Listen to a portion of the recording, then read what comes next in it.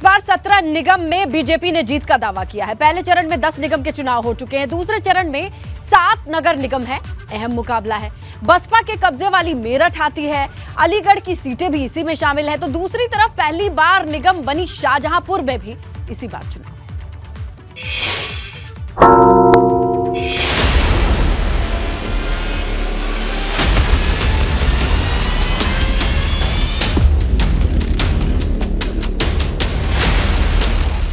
सत्रह नगर निगम में कमल खिलाने का दावा।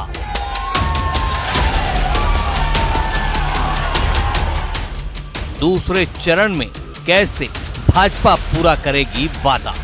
बसपा बचा पाएगी अपना पुराना किला या भाजपा करेगी किले पर कब्जा? सपा का दूसरे चरण में क्या होगा? पहले चरण में महापौर की जिन 10 सीटों के लिए चुनाव हुआ, ये सभी ऐसी सीटें थी जहां 2017 में भाजपा ने कमल खिलाया था। लेकिन दूसरे चरण में जिन 7 नगर निगम के लिए चुनाव होने हैं, उनमें से 2 सीटें ऐसी भी हैं जहां 2017 में बसपा ने जीत दर्ज की थी। मेरठ और अलीगढ़ 2 नगर निगम हैं जहां 2017 में बसपा का महापौर बना था। बात शाहजहांपुर की करें तो पहली बार यहां महापौर का चुनाव हो रहा है। नगर पालिका के रूप में यहां पिछले कई सालों से समाजवादी पार्टी की साइकिल दौड़ती रही। यहां की हवा को भांपकर इस बार भाजपा ने सपा की महापौर पद की प्रत्याशी अर्चना वर्मा को ही अपनी तरफ खींच लिया और बाद में उन्हें ही भाजपा का महापौर प्रत्याशी बना दिया। लेकिन इसके बाद भी यहाँ पर भाजपा की बड़ी चुनौती होगी। कोई चुनौती नहीं, हम लोग लक्ष्य को हासिल करेंगे और 17 के 17 नगर निगम इस बार जनता के आशीर्वाद से भारतीय जनता पार्टी के पक्ष में आने जा रहे हैं।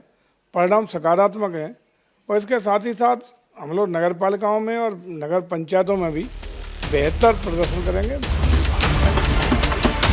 बरेली नगर निगम में भाजपा ने निवर्तमान मेयर उमेश गौतम को एक बार फिर मौका दिया है, तो वहीं सपा ने निर्दलीय प्रत्याशी आईएस तोमर को अपना समर्थन। यहाँ 2017 में सिर्फ 12,784 वोट से आईएस तोमर भाजपा प्रत्याशी उमेश गौतम से चुनाव हारे थे। रामनगरी अयोध्या की बात करें तो 2017 में यहाँ पहली बार मेयर का चुनाव हुआ, जिसमें भाजपा प्रत्याशी ऋषिकेश उपाध्याय ने कमल खिलाया। लेकिन ऋषिकेश उपाध्याय पर तमाम तरीके के आरोप लगने के बाद इस बार पार्टी ने उनका टिकट काटकर गिरीशपति त्रिपाठी को प्रत्याशी बनाया है। से विपक्ष उसको जनता से के विकास से, प्रदेश के विकास से, जनता की भलाई से कोई मतलब नहीं।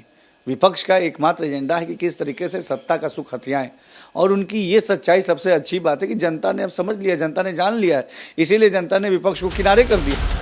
अब बात बसपा की आखिर क्यों दूसरे चरण का निकाय चुनाव उसके लिए बहुत महत्वपूर्ण हो जाता है। असल में पहले चरण के चुनाव में जो 10 नगर निगम शामिल थे, उसमें बसपा के लिए खोने को कुछ नहीं, लेकिन पाने को बहुत कुछ रहा, क्योंकि उन 10 में से कोई भी सीट ऐसी नहीं थी जहां 2017 में बसपा जीत पाई हो। लेकिन दूसरे चरण के चुनाव में बसपा के पास खोने के लिए भी 2 सीटें हैं, मेरठ और अलीगढ़। ऐसे में बसपा के सामने चुनौती अपनी इन सीटों को बचाने की भी। दूसरे चरण में सपा का गढ़ कहे जाने वाले इटावा, कन्नौज, औरैया जैसे जिले भी शामिल हैं।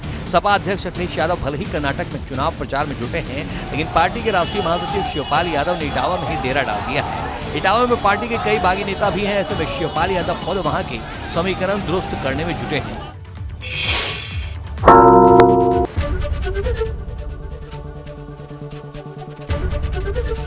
एबीपी गंगा, खबर आपकी, जुबान आपकी।